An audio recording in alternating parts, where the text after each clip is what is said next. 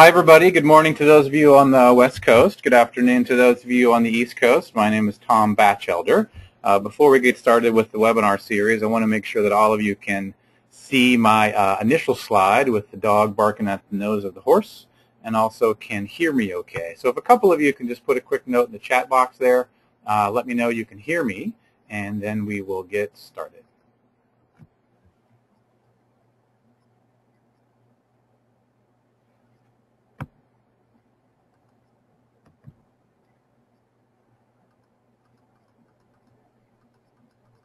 Great. So you can hear me, you can see me. So good morning, good afternoon to everybody. My name is Tom Batchelder. A number of you are clients, past clients, people that have seen me speak, people that have heard something about the work that I do, read the book, etc. This is the first time I've done a webinar, a public-related webinar, for about a year now. So I did a series for a couple of years based on my book, Barking Up a Dead Horse, and then took some time off to focus on all of my client work and speaking, and it seemed like time to share more with all of you. So there are 103 people that signed up, those of you from everywhere from Boston to New York to Fort Lauderdale to Indianapolis to San Francisco. So welcome to all of you. Happy to have you, and let's get started. I don't know that I believe in flying saucers and in green monsters and aliens. I do believe, based on my experience, that we make the process of selling way too hard. And I also believe, in my experience, that so much of the process of sales communication and negotiation really is driven by ego and oftentimes driven by fear. So the things in which we know we need to do but don't do, or the things we know we shouldn't do but do, or the ways in which we don't know how to shut up, or we don't know how to lead a conversation, or sometimes we give away too much, or sometimes we don't ask a question because we don't want to look dumb, or sometimes we spend so much time telling people how awesome we are, we don't do a good job of talking about our value in their world, and being a little more thoughtful, and finding ways to appeal to people's reasonableness versus getting resistance and playing that typical sales game.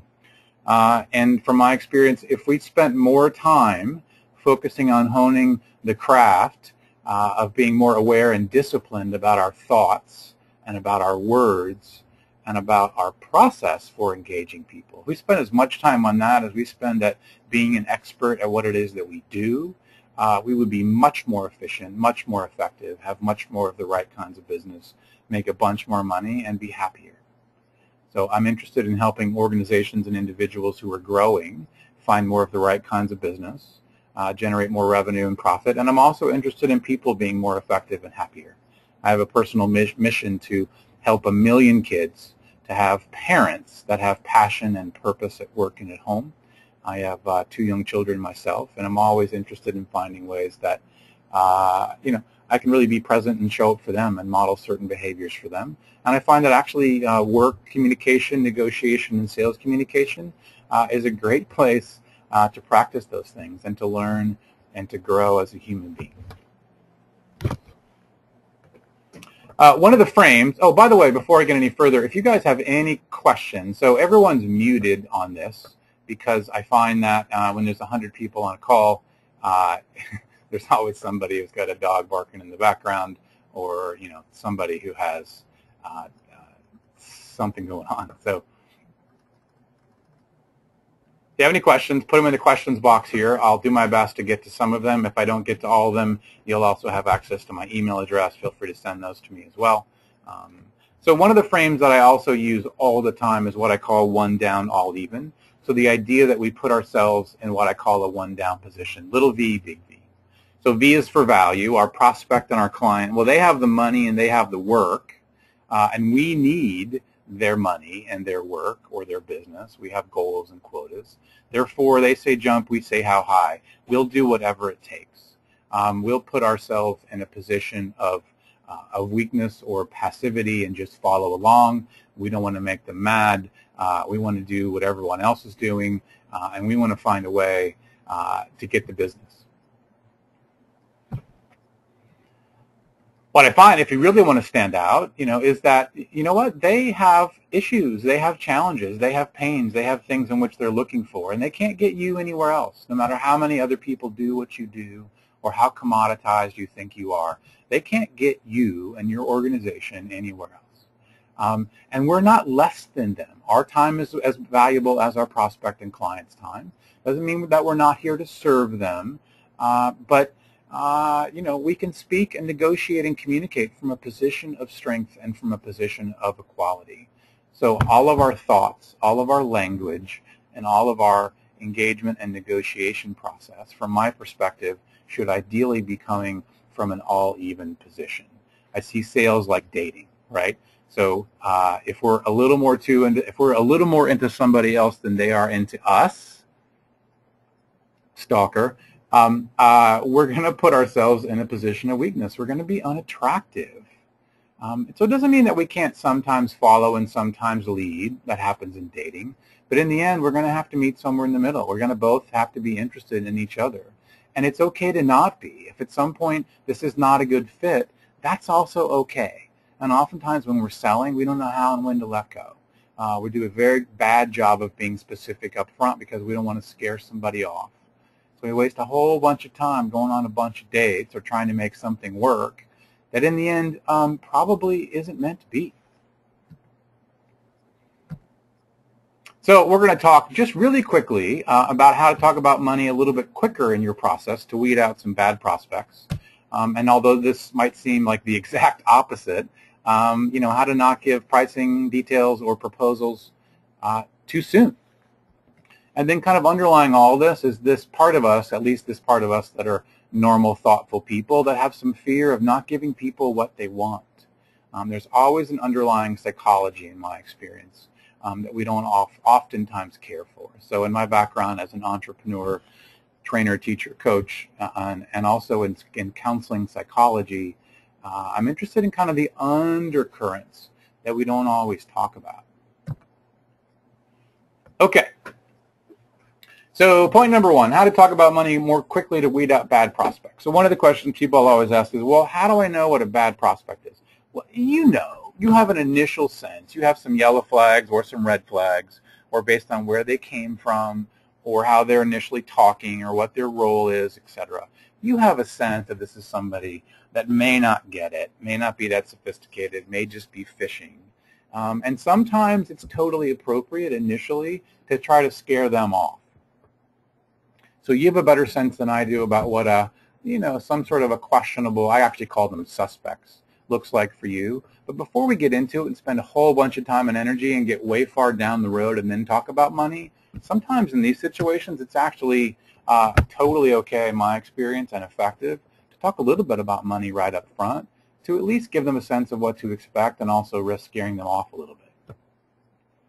So, I'll typically say things like, before we get too far along, or I don't have any idea if we're even in the same ballpark here. This solution typically requires a minimum investment of X, or it'll typically cost from this to this, or this kind of thing costs this. It's okay to be specific about numbers, at least a range of numbers. If they don't have any idea that your solution costs between $50,000 and $100,000, or that you charge $10,000 a day, it's important to at least put some of that out there if you think they don't get it and if you think they might be a waste of your time. It's okay to try to scare them off and to set that precedent in certain situations. The next piece, which I know sounds like almost like the opposite of the other, is not giving pricing to a good prospect too soon. You have an idea of what a semi-warm, well-qualified prospect might look like and sound like based on where they came from, the conversation that you're having. People love to ask for quotes, for proposals, for you to send them stuff, to give you pricing information. And if you give pricing or send them stuff too early, you immediately cede a high level of control that makes it really hard to facilitate a good sales conversation to truly see if you're a fit. So I actually see it as my obligation with good prospects to not talk about money too soon with the highest intent of seeing if I can help, because oftentimes they don't have any idea what they want or what they need. So I'll use myself as an example. I know my business is different than probably all of yours, but I'll do a talk or a workshop or something, and someone will say, so what would it cost to bring you into whatever, or what does this cost, right? So you all have had someone ask you the question around what does this cost, or can you send me a quote or proposal? And one of the first answers that I always give is, I don't have any idea. I don't know. I don't know exactly what you're looking for. I don't know if for sure I'm the right fit. I could just give you a number, but at this point, I don't know. I'd be happy to share. So it's also key to let them know that you're not trying to be difficult, and I'm happy to talk about money, but first, I would at least need to better understand a couple of things. Or I might ask the question, would you be willing to give me a sense of or share a little more about? Or I might just have you might have some very specific questions you can ask. So I don't want to look like I'm afraid to answer the question about money, but with a good prospect, if I answer that question directly, I'm in trouble. If I've got to give them something for whatever reason, I give them a broad range, right? So, it can run from, if you do X, Y, and Z, it could cost you this. And if you do A, B, and C, it could cost as much as this. So if you're going to give a number, give a broad range if you have to.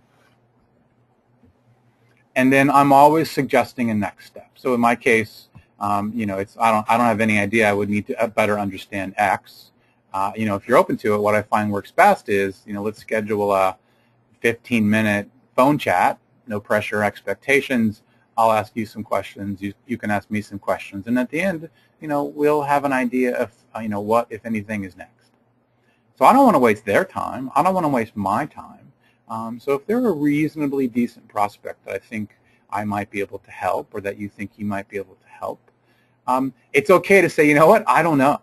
Now, the truth is, I could just give them a number, so it feels a little awkward to say I have no idea. It's also really empowering in my experience.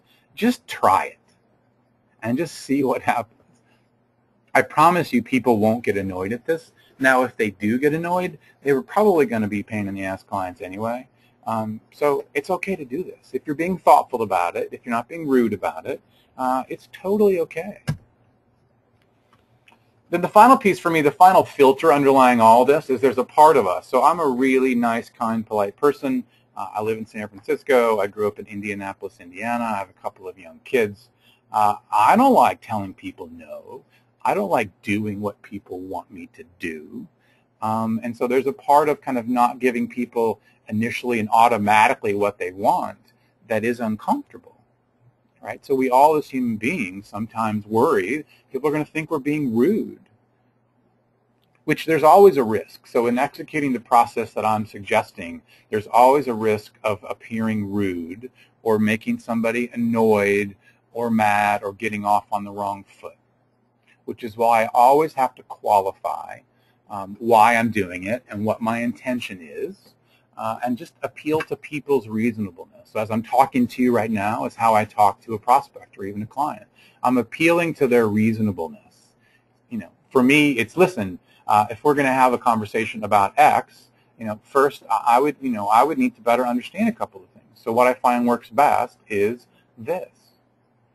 It's really hard for people to get annoyed at that, but it's difficult to get over that hurdle of worrying about them thinking I'm rude or me not giving them what they want. And in the end, one of the key underlying fears that I find is that we are worried that if we don't give them what they want when they want it, we're going to lose the chance of getting the business. Because all of our competition is just jumping. They say jump, they say how high. They say send me a quote, they send them a quote. They say I have to have this by tomorrow, they give it to them tomorrow. They say give me a price, they give them a price.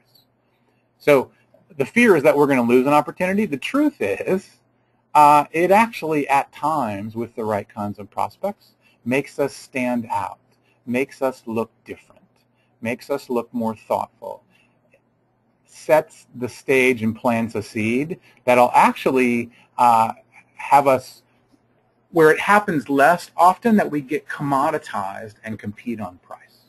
I'm interested in finding ways to better control the sales process as opposed to just following along. But if you do that, you have to risk the possibility of losing the business, making somebody mad, and having them think that you're rude, which is never my intention. Your prospect, as you all know, their process is finding ways to be in control, right? They are all about being in control. They don't want to make a mistake. They don't want you to take advantage of them. They always want to talk about price or to have you send a proposal or have you send them a bunch of stuff. I'll coach people oftentimes if a prospect says, hey, yeah, can you just send me over something? And the first answer is, happy to send you over something. And what I find is, in order to make sure that whatever I send you will be relevant, is that we can just schedule a brief 5 or 10 minute conversation. And then at that point, we can decide if there's any reason to even talk further. So finding ways to not give them price, to not send information initially, or at least to try and see if they would engage in a brief conversation. Our prospects and even our clients sometimes, they'll withhold information and even lie to us. And they don't lie to us and withhold information because they're bad people, right? But because they're afraid of being sold. They're afraid of making a mistake. They're afraid of wasting their time. They're afraid of looking bad to their boss. But this is always what we're up against, right? They want a bunch of free stuff. We give them a bunch of free ideas, or maybe we even do some work for free, hoping that some more work will come down the line. Everything is urgent, and then once we get them all that they want, then all of a sudden there's some sort of delay, or things slow down, or they even go dark on us, and we haven't heard back from them. So you all know this, right? You've had this experience. And so we're always competing against this with our process. Their process typically sucks. It's typically not the best approach for them getting the best possible solution to get their problem solved or to get them what they want. But if we don't have a process, then we'll just default to their process. And in the end, in the words of my old boss Larry and his mixed metaphors, it's not rocket surgery, right? This is not actually complex. This is really simple stuff, but it actually takes some courage to do, because there's that ego part of us that doesn't want to make anybody mad, wants to be in control, doesn't want to say I don't know, wants to have it all dialed in, doesn't want to lose an opportunity and gets attached to the outcome. So this is actually not easy to execute. It seems easy conceptually. It takes some practice. So to be more disciplined about our thinking, our language, and our process, it takes practice. It takes discussion.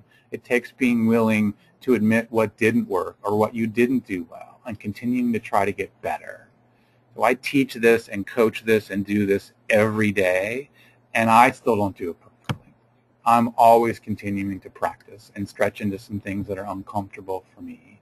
So whether you've been doing this and doing what you're doing for 5 years or 30 years, you got to be willing to grow and to learn and try some things different and to face some discomfort. Especially these days, it's so hard to get people's attention. It's so hard to control the sales process given how sophisticated our clients and our prospects are these days. So we did a really quick overview of some ideas around talking about money a little bit quicker to weed out some bad prospects, and then also on the flip side, actually some ideas around not giving pricing details to a good prospect too soon. And then just acknowledging what we all already know, but sometimes aren't willing to admit, that part of us that has some fear around not giving people what they want. My thing is always about sustainable change. In order to sustain change, you have to just do little things over a period of time. I'm not all about the rah-rah, hey, this was awesome, let's go change our behavior for a week and then just fall back to our old patterns. So my offer and my request whenever I do any sort of session is to just try one thing. Maybe you just try out saying, I don't know. Or maybe you just try out giving someone a price right up front and try to scare them off. Maybe you just try being a little more aware of some of your fear or discomfort. maybe you just have a conversation about this with your peers or with your team. Just do something, right? So you invested 20 minutes here. Just try something. So if you guys have any questions or comments, I'm actually rewriting my book right now. I'm interested in some success stories. I'm also interested in the things that people typically struggle with. I'm always interested in kind of real people scenarios. So feel free to send me an email if you have any questions about what we did here today or anything else. For those of you that don't know, proficiency is a made-up word, so it is spelled P-E-R-F-I-C-E-N-C-Y. Tom@proficiency.com. Skyping me is also a great way to get me. If we're not already connected on LinkedIn, it's also a great way to stay connected. I don't really have time to get to a lot of questions here today, so feel free to send me an email or Skype me or send me a LinkedIn message with any of your questions. For me, this is fun and interesting and ways to provide some suggestions and some ideas and some tips and tools to you all. So nice to have you here virtually, and have a great day.